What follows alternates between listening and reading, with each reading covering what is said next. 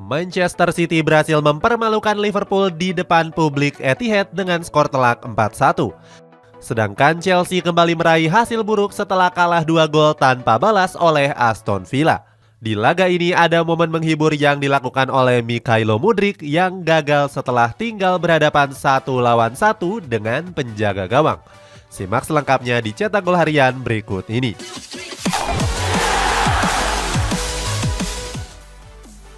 Manchester City melakoni laga pekan ke-29 Premier League saat berhadapan dengan Liverpool. Dalam laga itu, pasukan Pep Guardiola berhasil menang telak dengan skor akhir 4-1. Sejak wasit meniup peluit kick-off, Liverpool tancap gas dengan mendominasi jalannya pertandingan. Terbukti dalam 17 menit laga berjalan, Mohamed Salah berhasil mencetak gol hasil kesalahan antisipasi dari Manuel Akanji. Ketinggalan 1 gol, anak asuh Pep Guardiola mulai termotivasi untuk menyeimbangkan kedudukan. Hasilnya di menit ke-27, Julian Alvarez berhasil melesakkan gol lewat kerja sama cantik dengan Ilkay Gundogan dan juga Jack Grealish. Ada momen menarik yang terjadi setelah gol ini tercipta. Saat itu Guardiola yang sedang gembira atas terjadinya gol berselebrasi di depan muka bek skuad The Reds yakni Konstantinos Tsimikas. Kemudian kedua tim selalu melakukan jual beli serangan hingga turun minum babak pertama. Di babak kedua, skuad The Citizen lebih berani untuk menguasai bola dan mengurung pertahanan Liverpool. Hal itu dibuktikan dengan gol dari Kevin De Bruyne saat laga baru berjalan 1 menit. Saat itu pemain asal Belgia ini mendapatkan umpan yang sangat matang dari Riyad Mahrez. Gol yang dicetak oleh De Bruyne ini merupakan hal spesial bagi dia. Sebab ex-Chelsea ini sudah mengemas 100 gol di laga profesional di sepanjang karirnya bermain sepak bola. Unggul 2 gol nggak membuat Manchester City mengendorkan serangannya. Justru mereka berhasil menambah kedudukan lewat kemelut di depan gawang yang diselesaikan oleh Ilkay Gundogan. Ketinggalan 3 gol membuat Jurgen Klopp memasukkan beberapa amunisi baru ke dalam lapangan. Pemain tersebut adalah Darwin Núñez, Roberto Firmino hingga Alex Oxlade-Chamberlain. Namun para pemain yang baru masuk nggak mampu mengubah jalannya pertandingan. Sebab pasukan The Citizen sukses mencetak gol lagi lewat Jack Grealish di menit ke-75.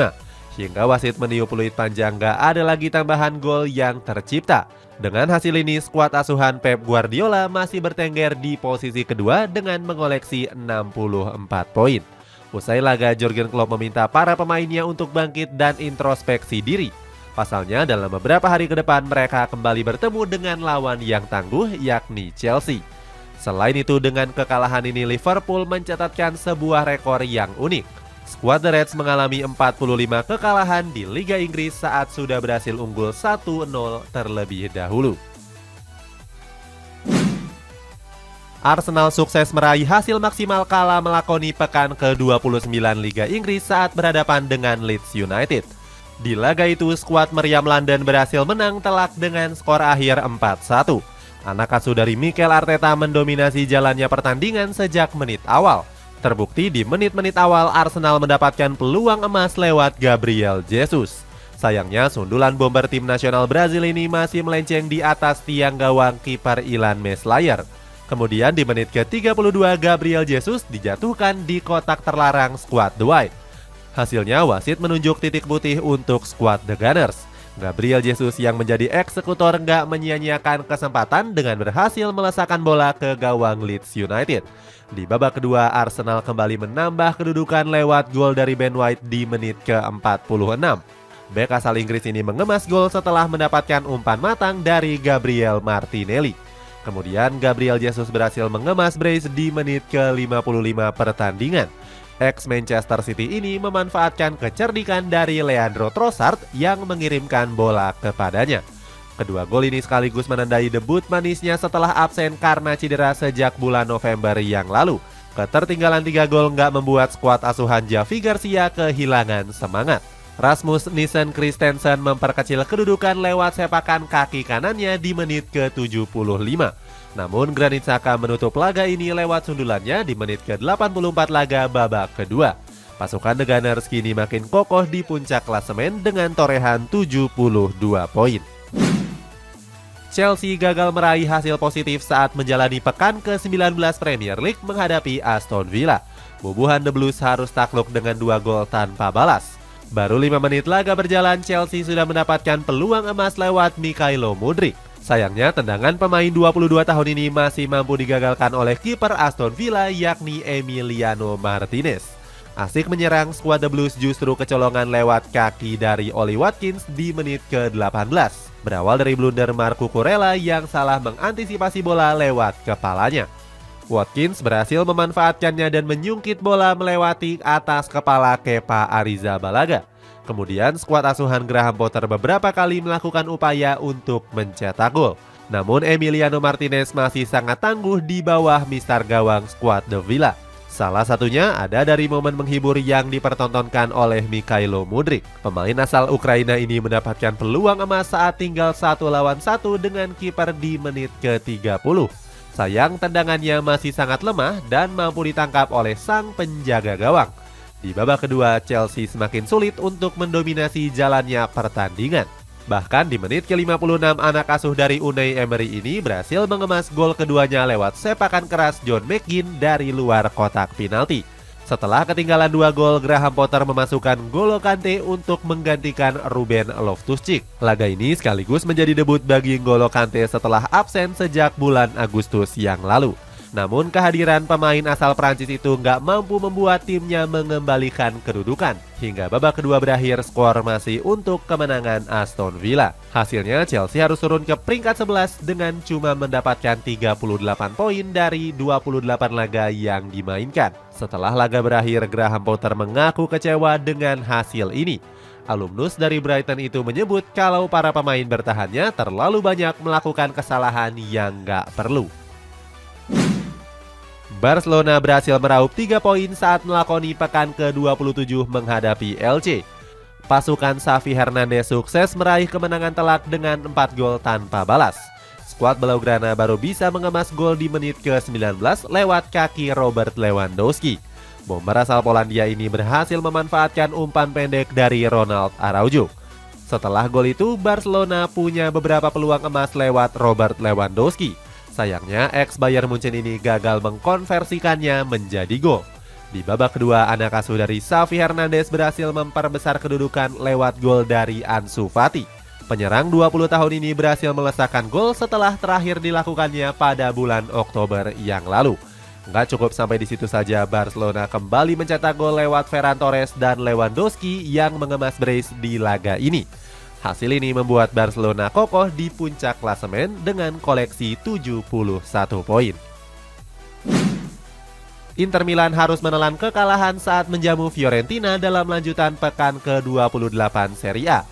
Bermain di Giuseppe Meazza, skuad asuhan Simone Inzaghi ini takluk dengan skor tipis 0-1.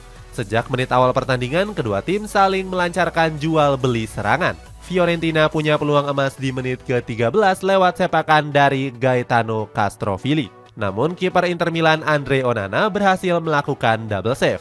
Selanjutnya Nerazzurri punya peluang di menit ke-21 lewat soloran yang dilakukan oleh Henrikh Mkhitaryan. Akan tetapi sepakan pertamanya mampu ditepis oleh Pietro Terracciano dan tendangan saltonya melebar ke sisi kiri gawang. Hingga babak pertama usai belum ada gol yang tercipta di laga ini. Memasuki babak kedua, Romelu Lukaku mendapatkan peluang emas di menit ke-49 memanfaatkan umpan dari Alessandro Bastoni. Skuad La Viola justru berhasil membuka keunggulan di menit ke-53 lewat sundulan dari Giancomo Bonaventura. Mantan pemain Atalanta ini sukses menyambut bola rebound yang sebelumnya ditepis oleh Onana. Berbagai serangan coba dilancarkan oleh Nerazzurri untuk menyamakan kedudukan. Namun skor 0-1 harus bertahan hingga laga usai untuk kemenangan Fiorentina. Hasil ini membuat Inter Milan menelan kekalahan ketiganya secara beruntun di Serie A dan tertahan di peringkat ketiga. Sedangkan Fiorentina berhasil naik ke peringkat 8 dengan perolehan 40 poin. Juventus berhasil meraup poin penuh saat menghadapi Verona pada laga pekan ke-28 Serie A. Skuad Bianconeri unggul tipis dari tim tamunya dengan skor akhir 1-0. Satu-satunya gol tercipta pada pertandingan ini dilesakan oleh Moiskin di menit ke-55. Hingga laga usai skor 1-0 tetap bertahan untuk kemenangan skuad asuhan Massimiliano Allegri. Meskipun meraih kemenangan, raihan 3 poin belum mampu mendongkrak posisi Juventus di klasemen sementara Serie A. Saat ini Bianconeri masih tertahan di peringkat 7 dengan perolehan 44 poin. Bayern Munchen sukses meraih kemenangan saat menghadapi FC Schalke dalam lanjutan pekan ke-26 Bundesliga. Bertandang ke Veltins Arena di Werkswelf menang telak dengan 3 gol tanpa balas. Semua gol dari Bayern Munchen tercipta di babak kedua. 3 gol tersebut dicetak lewat Jeremy Frimpong, Florian Wirtz, dan Sardar Azmoun di menit akhir babak kedua. Hasil ini membuat Bayer Leverkusen berhasil naik ke peringkat 7 dengan perolehan 40 poin. Skuad asuhan Xabi Alonso kini cuma terpaut 1 poin dari zona Eropa. Bayern Munchen melakoni laga derby Der Klassiker menghadapi Borussia Dortmund di pekan ke-26 Bundesliga.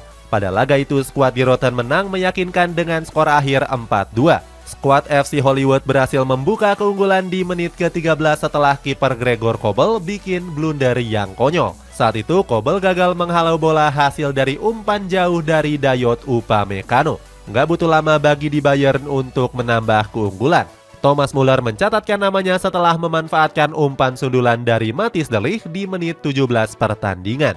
Nggak cuma itu, Thomas Muller juga berhasil mencetak brace lewat tendangannya di menit ke-23. Saat itu, pemain timnas Jerman ini memanfaatkan bola rebound yang ditepis oleh Kobel. Di babak kedua, anak asuh Thomas Tuchel ini sukses memperbesar kedudukan lewat Kingsley Coman di menit ke-50. Sedangkan Borussia Dortmund cuma mampu membalas lewat gol penalti dari Emre Can di menit 72 serta kaki dari Daniel Malen di menit ke-90. Hasil ini menjadi kemenangan perdana Thomas Tuchel sebagai pelatih anyar Bayern Munchen. Kemenangan ini juga membuat pasukan di Roten berhasil mengkudeta Borussia Dortmund dari puncak klasemen dengan perolehan 55 poin.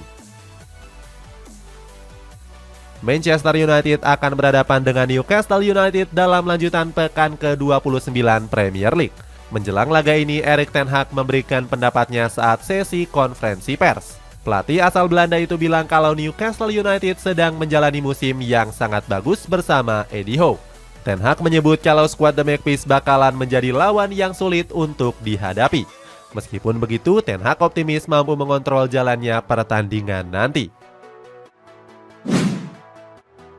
Menjelang laga melawan Manchester United, Eddie Howe mendapatkan kabar baik tentang kondisi pemain yang mengalami cedera. Sebelumnya, Newcastle United harus kehilangan beberapa pilar pentingnya, mulai dari Sven Botman, Nick Pope, hingga rekrutan anyar musim dingin lalu yakni Anthony Gordon. Namun untuk pertandingan besok, beberapa pemain tersebut sudah berlatih dengan skuad utama. Meskipun begitu, sang pelatih nggak menjamin kalau ketiga pemain tersebut bakal masuk ke dalam starting line-up. Pasalnya, Eddie Howe harus melihat kondisi fisik mereka dulu pasca mengalami cedera.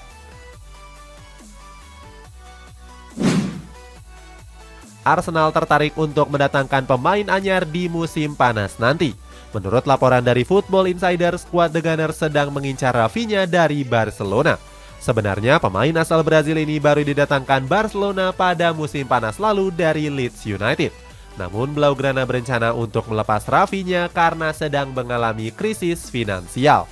Situasi tersebut berusaha dimanfaatkan oleh Arsenal untuk merekrut ex-Leeds United ini.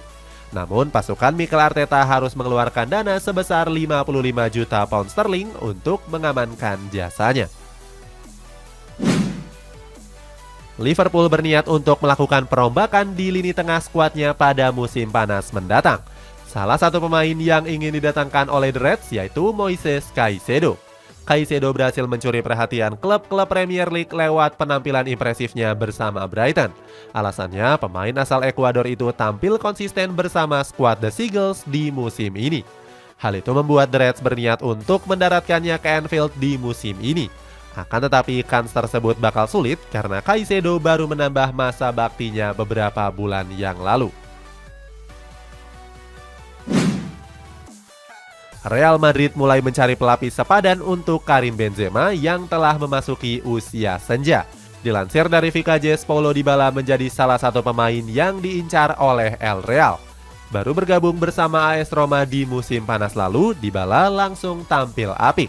Pemain asal Argentina itu berhasil mencetak 13 gol dan 8 assist dari 29 pertandingan di semua kompetisi. Selain itu juga, Dybala dinilai sebagai salah satu pemain yang serba bisa. Hal tersebut yang membuat skuad Los Blancos kepincut untuk memboyongnya ke Santiago Bernabeu di akhir musim nanti. Paris Saint-Germain dikabarkan tertarik untuk merekrut William Saliba di bursa transfer yang akan datang. Alasannya, skuad Les Parisiens ingin memperkokoh lini belakang mereka di musim depan. Apalagi bek asal Prancis itu berhasil tampil apik di bawah asuhan Mikel Arteta musim ini. Saliba sudah bermain di 33 pertandingan dan berhasil mengemas 3 gol dan 1 assist di semua kompetisi. Namun Arsenal kabarnya nggak berniat untuk melepas pemain pentingnya itu di akhir musim. Bahkan The Gunners berencana untuk segera memperpanjang kontrak Saliba di Emirates Stadium.